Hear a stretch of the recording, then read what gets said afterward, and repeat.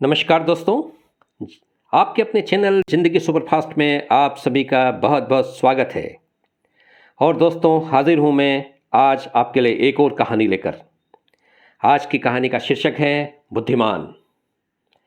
दोस्तों, ऐसा था कि एक राज्य था और उस राज्य में एक ऐसी प्रथा थी, सिस्टम था कि उसी राज्य का कोई एक व्यक्ति राजा बनता था और उस राज्य को चलाता था। तो जो भी अच्छा व्यक्ति तो होता था, जिसे राज्य की सारी जनता चुन लेती थी कि इस व्यक्ति को राजा बनना है, उसे राजा बना दिया जाता था। और एक बार जो व्यक्ति राजा बनता था वो 5 साल तक राजगद्दी पर बैठा रहता था। किंतु वहाँ एक और व्यवस्था थी, एक और प्रथा थी कि जब उस व्यक्ति के 5 वर्ष का कार्यकाल राजा के रूप में पूरा हो जाता था तो उसे राज्य के सीमा से लगी हुई नदी के दूसरी पार घना जंगल था, उस घने जंगल में छोड़ दिया जाता था। और उस घने जंगल के अंदर वह व्यक्ति बहुत दुखी रहता था। वहाँ बड़ी कठिन परिस्थितियाँ होती थी। इसलिए धीरे धीरे लोगों ने राजा बनने की जो अपनी इच्छा थी वही त्याग दी और कोई व्यक्ति राजा बनने के लिए तैयार नहीं होता था। ऐसी स्थिति में एक बार वहाँ के जो जनता थी उसने एक व्यक्ति का चयन किया और कहा कि आप हमारे राजा होंगे और 5 साल तक आप राजगद्दी पर बैठेंगे। उस व्यक्ति ने कहा कि ठीक है, अगर आप सभी लोगों ने मुझे इस उत्तरदायित्व के लिए चुन लिया है तो मैं आप लोगों की सेवा करूंगा। वह व्यक्ति बहुत बुद्धिमान था। उसने कहा कि ठीक है। वह राजा बन गया और राजा बनते ही उसने सबसे पहले अपने दरबारियों से, अपने मंत्रियों से, सलाहकारों से पूछा कि ये बताइए कि ये जो राजगद्दी है मुझे कितने समय के लिए मिली है। तो उन सभी ने कहा कि महाराज, यह राजगद्दी आपको 5 वर्षों के लिए मिली है। उसने कहा ठीक है, अब मुझे एक और बात बताइए कि जब 5 साल के बाद मेरा कार्यकाल पूरा हो जाएगा तब क्या होगा। तो सब लोगों ने कहा कि आपको राजगद्दी से उतार दिया जाएगा, दूसरा राजा चुन लिया जाएगा और आपकी यह सत्ता छीन ली जाएगी और यहाँ तक कि आपकी जो सारी संपत्ति, आपका सारा वैभव, राजा के रूप में आपको जो कुछ भी प्राप्त हुआ है वह सब आपसे वापस ले लिया जाएगा और आपके जो वस्त्र आपने पहन रखे हैं यह भी उतार लिए जाएंगे और आपको पहनने के लिए केवल एक धोती दी जाएगी और उस धोती को पहनाकर आपको नदी के उस पार घने जंगल में छोड़ दिया जाएगा। यह सुनकर वह थोड़ा सा गंभीर हो गया। फिर उसने कुछ सोचा और उसने अपने जो मंत्री या प्रमुख सलाहकार था उसे बुलाया और कहा कि एक बात बताइए, नदी के उस पार क्या है। तो उन्होंने कहा कि घना जंगल।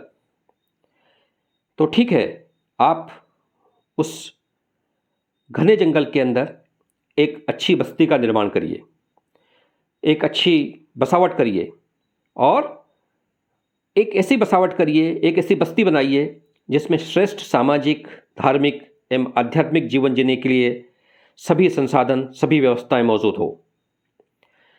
अपने सलाहकार को, अपने मंत्री को यह काम देकर के राजा अपने नियमित कार्यों में लग गया और पूरी निष्ठा के साथ राज्य की जनता की सेवा करने लगा और उसने इतनी सेवा की कि अपने व्यक्तिगत सुखों की भी कभी परवाह नहीं की। वक्त बहुत जल्दी गुजर गया, 5 साल पूरे हो गए। राज्य की जनता बहुत खुश थी उससे और एक दिन उसने जो है मंत्री और सलाहकार सबको बुलाया और इच्छा व्यक्त की कि अब मैं नदी के उस पार घने जंगल में जाना चाहता हूँ, क्योंकि मेरे 5 वर्ष का कार्यकाल पूरा हो गया है और जो राज्य की व्यवस्था है, यहाँ के जो नियम हैं, उसके अनुसार अब मुझे इस पद से मुक्त होना है।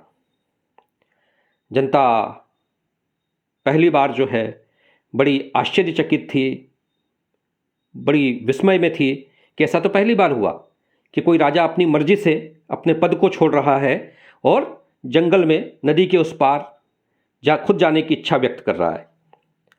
खैर, जो राज्य की व्यवस्था थी, नियमानुसार राजा ने जो है अपने पद का त्याग कर दिया और जो राज्य की जनता थी उन्होंने भी जो भी उनकी प्रणाली थी, प्रथा थी, व्यवस्था थी, नियम था, उसके अनुसार उन्हें सम्मानपूर्वक एक धोती पहना करके नदी के उस पार भेज दिया। तो दोस्तों, राजा जो है नदी के उस पार चला गया, और जैसा हम सभी को पता है कि नदी के उस पार पहले ही उसने एक अच्छे सामाजिक, धार्मिक एवं आध्यात्मिक जीवन जीने की सारी व्यवस्थाएं बना ली थी। तो कुल मिलाकर के ये हम सबके जीवन की कहानी है कि जब हम जीते हैं तो हमारे पास जो ये 5 साल का कार्यकाल है, किसी के पास 10 साल होता है, किसी के पास 20 साल होता है, किसी के पास 50 साल होता है, किसी के पास 80 साल होता है, और इसी कार्यकाल के अंदर हमें यहाँ रहना होता है। और नदी के उस पार, आप समझ गए ना? तो जब हम यहाँ रहते हैं इस कार्यकाल में, तभी हमें नदी के उस पार, जीवन के उस पार जाने की सारी व्यवस्थाओं की तैयारियां कर लेनी चाहिए। मैं उम्मीद करता हूँ कि निष्काम कर्म द्वारा एक बेहतर कल का निर्माण किया जा सकता है, और जीवन के जो परम उद्देश्य हैं, लक्ष्य हैं, उनको भी प्राप्त किया जा सकता है। मैं उम्मीद करता हूँ कि ये कहानी आप सबको पसंद आई होगी, और इस सफ़र में हम सफ़र बनने के लिए एक बार फिर आप सभी का बहुत बहुत शुक्रिया, बहुत बहुत धन्यवाद, प्रणाम।